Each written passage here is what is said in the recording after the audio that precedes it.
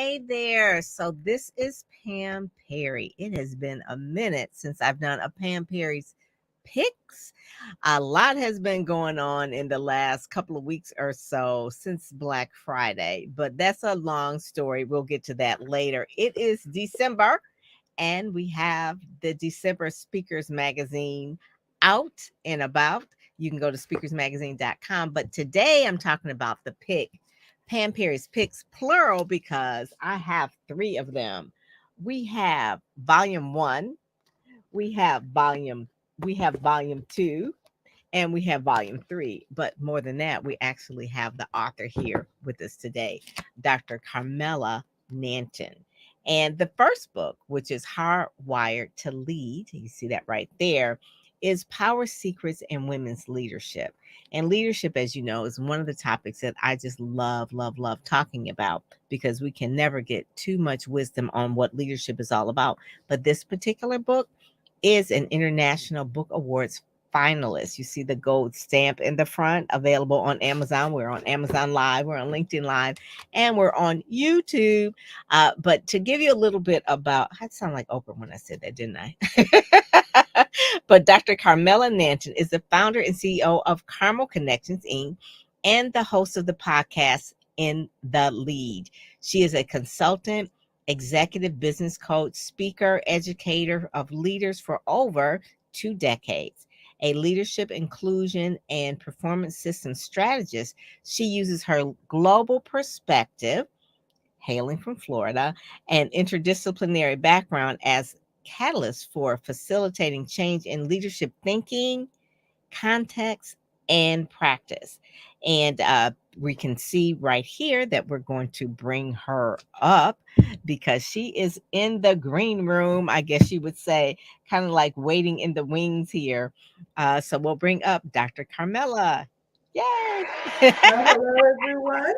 Hey there. Oh, so good to have you on Amazon Live, Pam Perry's Picks, LinkedIn Live, and YouTube. Because I these books are what I call real books. Okay. I love books, but when I got these in the mail and I saw what you were doing on LinkedIn, I said, she really knows her stuff. She has a lot of letters behind her name, right? Besides, I think also a pastor. Yes. Yes. So Um, besides the pastor, so explain to us some of the things on your LinkedIn that is behind your name because you have some of it was like BCC and MS. What is that? Okay, so give us the letters. Give us the letters. the letters doctor, organization and leadership is what my doctorate is in, with a specialty in adult education. Okay. The BCC is board certified executive leadership and business coach. Ah, And the others are the masters I have in human resource development, as okay. well as counseling psychology. Okay. And Okay. I am also licensed in ministry Okay. All right. And and so did ordained. okay, And ordained. I understand. So and you have in Amazon, you have some things that are sold in there as well. So we have those links down there as well. Did I hear a slight accent? I don't want to presume. Yes, unfortunately, it has never left.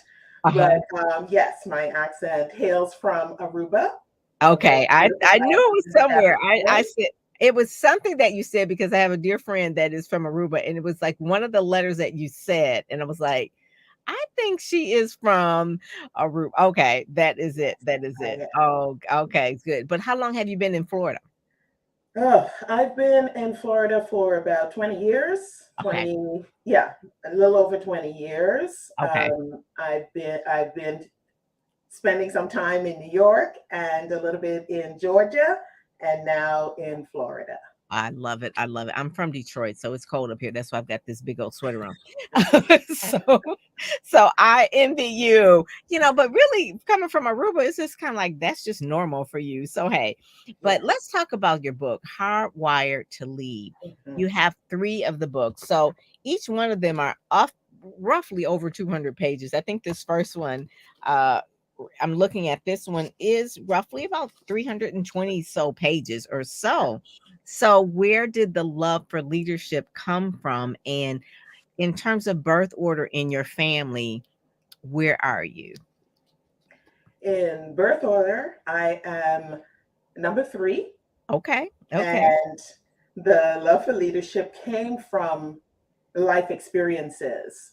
It actually was distilled, it was something that was in me and was leading from my teenage years in a variety of ways. And that leadership uh, mandate, if you will, has been evident across my life from my early teens, actually. Mhm, mhm.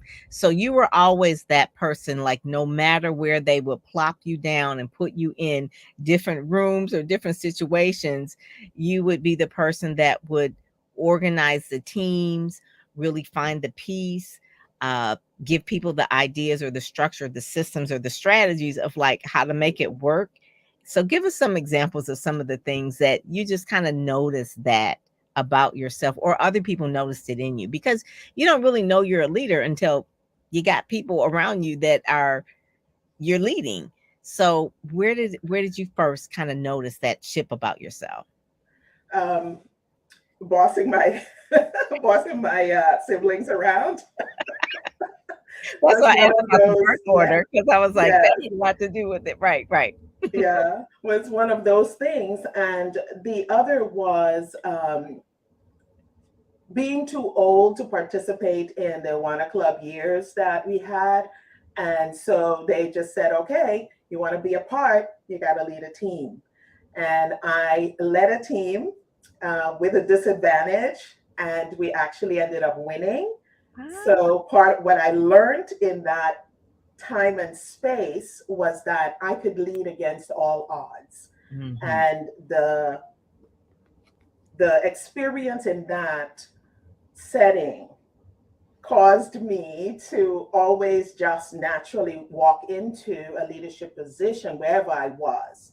And Mhm. of course, it gave me a quick trajectory up in the workplace, but it also presented myriad challenges that I faced in the process. And remember that when I was coming up, women weren't supposed to be leading, No, right? no, there was no vice president in office of any sort, or Speaker of the House like a Nancy Pelosi and There all you that kind go. of. I mean, that's like it's almost like the kids see this as normal. Like, yeah, why can't women lead? No, it was always just a man's world, right? That's where the good old boys network came from. It was like always a man's Absolutely. world. So seeing a whole lot of women in those positions is very unusual. I mean, in the African American community, we think of some of our leaders of Mary McLeod Bethune or Coretta Scott King or, um, obviously Oprah and that sort of thing. But those are like later. You Yes. kind of think of Harriet Tubman or Sojourner Truth is like early on in terms of our Mhm. culture, but it is definitely they led out of, I guess you would say, out of necessity, like, Right. we're either going to do this or die. So that was kind of like the thing that is, but now we have the leaders that are leading and people are looking up to. And so Mhm. you talk about power secrets and women's leadership in particular. Was this because I know you have a doctorate in was it organizational development, Leadership, leadership development? organization, and leadership. So was this part of your thesis, I guess you would say, a little bit? Actually, no. No? Actually, no. I studied women's decision making, how Okay. women make decisions.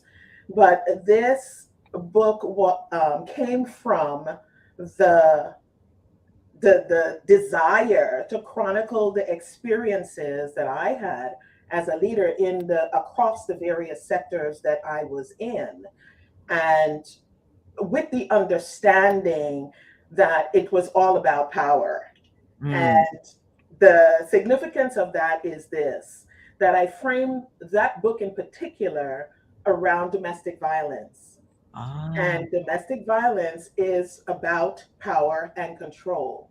And I okay. link it, yes, I link it to women's experience in the workplace and how that same behavior shows up in the Mm. workplace. It had morphs a little bit, but they are very there and distinctively identified as well. And the easy examples are economic abuse, which we talk about all the time. Sexual harassment and abuse, Mhm. sexual violence, those things are also present.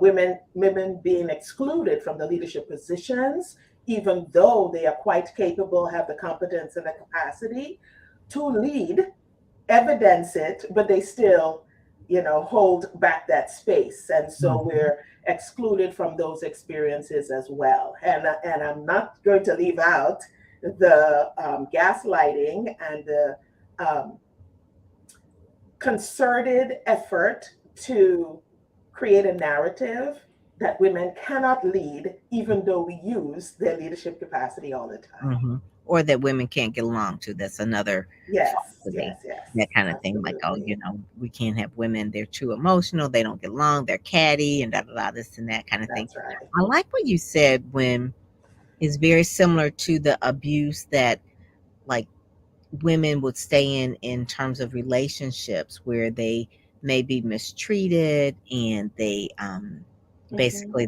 their economic things, and you correlate that between that, and that's why the glass, I guess you say, this busting Yes. through the glass. I don't know if you all can see this here, but it's busting Mhm. through the glass here. But another leadership expert, as well as you, Felicia Davis, she talks about that, Yes. especially for Black women, that talks about Mhm. they're not paid, like, I think it's 58 cents to a dollar. Is that, Exactly. yeah, Yes. 58 cents to a Hmm. dollar, and that they stay, and they kind of sometimes they even know that, or that the Me Too movement, the rise of that, sexual harassment That is and that sort of thing, they still stay. Just like in relationships, when we see women that are being abused, it's like, why do they stay? Well, a lot of it is because of economic reasons. And so in a workplace, why do they stay when they know they could be running the department, but they're treated not paid the same with, sexual uh, abuse or mhm. discrimination, why do they stay? Economic reasons, right? So Yes. that part of it Hmm. is what you kind of make that comparison between two. And you really talked about restructuring that, and how there's a new way of change. You don't just identify the problem, you talk about the solutions, which are in this one as well, part of the solution Yeah. as well, and towards the third one, because obviously I really like this cover too, as a way. This one's a culture of silence in women's leadership, and this one won an award, two international booksellers, international book awards winner as well. This one was a Hmm. winner. The other one was a finalist. So this one maybe has something to do with the cover. I'm not saying, I'm just in marketing, so I'm just saying that it has something to do with it, because this one definitely is thicker, right? But it just has a Yes. cover. But the thing of it is that when you study this, from your experiences, you said in leadership, what type of leadership? I know you're a leader as a church, a woman minister, Hmm. which is kind of unusual. There's not that many women pastors, right? They're Right. always like the first lady, but then she's a co-pastor, but you're actually the pastor. So that's a whole nother book, probably. But tell us some of the leadership places where you've been. Yes. So just for the record, I have served as an assistant pastor for, I guess, in three different churches and two different denominations, ordained in both, and served as on the boards as well. Mhm. Um, the reason why that book talks about the culture of silence is because women have been silenced in society. That is one of the things. We don't want women to talk up. We want them to be quiet. I mean, if we connect it to the global experience of women, it Mhm. is clear that they are still trying to tamp down on us. And Especially in the Middle East. Yeah. yes, yes. And Mhm. and the whole issue of coming to voice is so critical because when we are born, the first thing they look for is the sound of our voice. Because if that baby does not cry, we know immediately that something Something is is wrong. wrong. And we go through all of these things. And then we find a way to just silence them. The Mhm. challenge with silencing individuals is that it gives room for other people to create the narrative Mhm. about you and for you. And that narrative may not be something that truly represents you. It can misrecognize what it is you're trying to do, the ambition you have, the competence that you have, what you bring to the table is misrepresented and put in a negative light. And Mm. if we don't have the ability to exercise our voice and advocate for ourselves, we end up stuck in those jobs, as you talked about, where we would like to come out, but economically, we're not sure we can make it somewhere else, or we have a family that depends on us, right?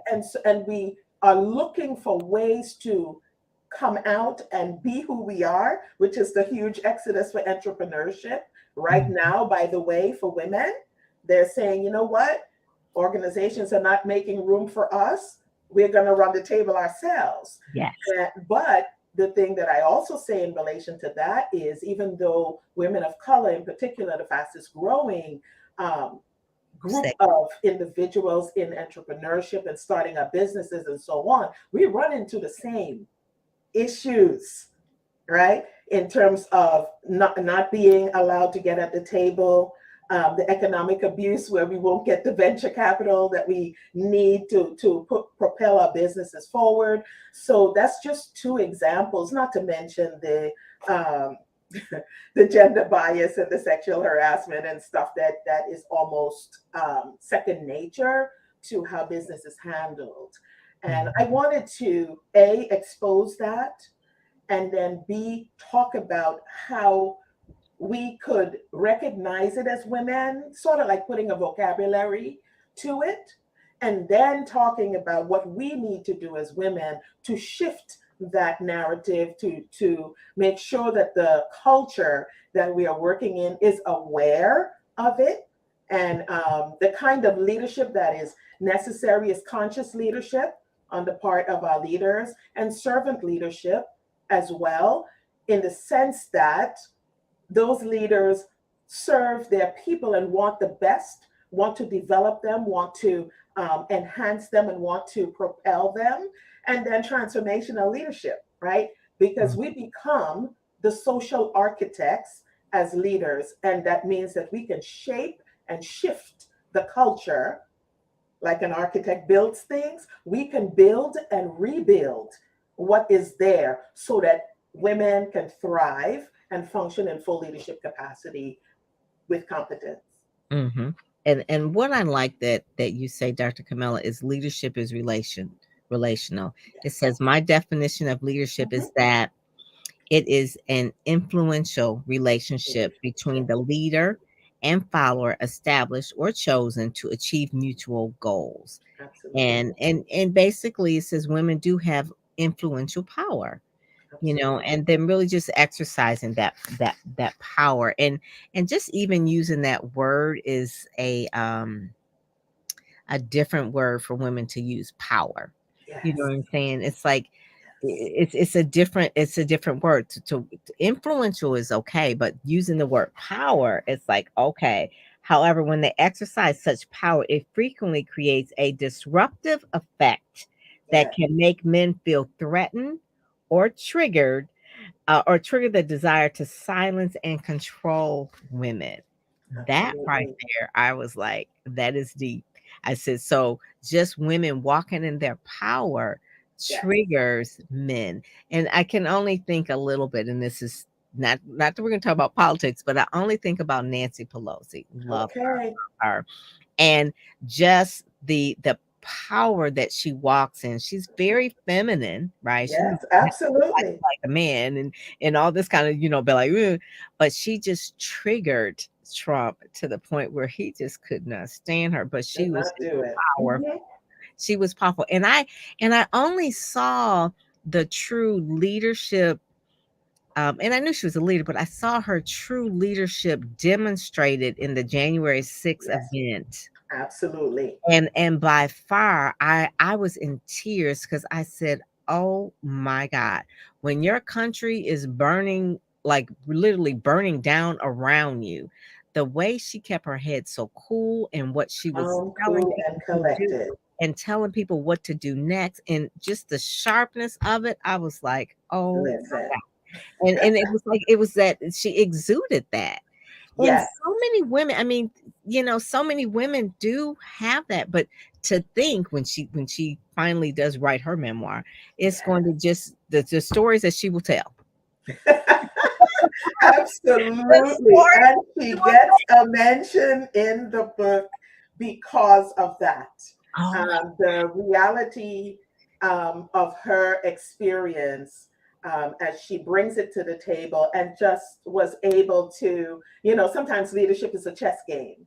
mhm, And she was able to outmaneuver, outsmart, and work those decisions to be able to bring the difficult policy mhm, to the table. mhm. And many times, women are able to do that. It is now becoming something that is recognized as a powerful skill, the Right. ability to bring different and disparate groups of individuals together around a key and complex policy that they can then execute and deliver Mhm, early, mhm, excellently, and to the benefit of all mhm, concerned. Because that mhm. is one other thing that women truly bring to the table, is the concern for everyone. It's a connected form of leadership, which Yes. operates for the good of everyone as opposed to just the good for themselves. Yes.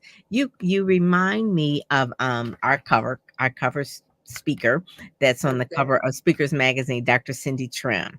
I Hmm. don't know if you're familiar with any of her work or No, but um I will certainly look it yeah. up. She's originally from Bermuda, and Okay. she was a leader there. Hmm. Grew up in a lot of poverty, and by the time she left Bermuda, she was like the leader in their government, like the leader as Okay. a woman. Hmm. And then she came to the States. She became a pastor and that kind of thing. And she's um, a leader. Basically, she was hardwired to lead. Right. This was just Yes. something that was in her. She came of family. I Hmm. want to say it was like 12 or 13 or something like that. She was somewhat in the middle, but Hmm. when she talks a lot about leadership and uh, some of the secrets to that. I want to say it has a lot to do with the maybe the a women's what they call women's intuition or Yes. spirituality, or just sometimes that gut of just really being having that chip of maybe empath, maybe I don't know what it is, but it's something that people are drawn to, just like probably with you, the same thing, and then drawn to her in terms of hardwired to lead. And it's because of servant leadership. That's Hmm. part of it. That's part of a servant leadership versus when when we think of leaders back old, they Yeah, were just like the iron fist and all, that's that right. kind of thing, but that doesn't work, especially with this generation. Her conference that she has coming up talking about the rise of the next generation of leaders, Yes. and they are not going for like tell me, I think the old school, my mother used to say, kids don't speak. They only speak when spoken to, that kind of thing. And these millennials, it's like, I we're not. messed up with that long time. Yeah, It's like, and it is that it is the argument that women can be and are hardwired to lead, just like men are. mhm, mhm. And it is up to us as individuals to recognize that and provide them with the opportunities, because more often than not, they come in at the time they are needed. Yes. But we often overlook them and skip past them for that, supposedly um, person with more potential, when you have the competence and potential in front of you. Mm, And that's why it is entitled Hardwired to Lead, because it was there. And it didn't matter what people did, what they said, how they framed it, or how they accepted it, it was always present.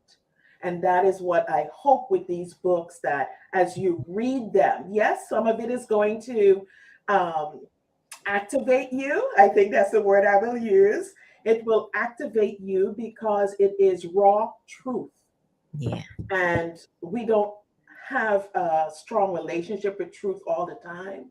And so part of why I put that out there was the truth that I wanted people to know that exists, Yeah. and that we need to acknowledge as a society, as leaders, as companies. If we want a competitive edge, Hmm. Hmm. those companies that have women show 21% to 30% increase in terms of profits and revenue and job satisfaction and innovative intensity. It's all there. And when the women are at the top, you get there faster with better outcomes.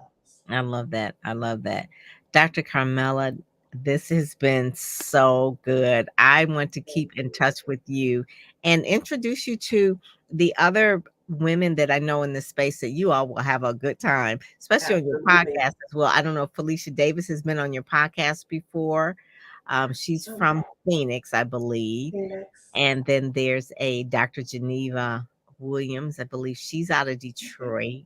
And just Okay. different ones that I know when I think about different women. I mean, they're always like the first to do certain things. Like you're the Yes. first woman, First and only. the trailblazers, right?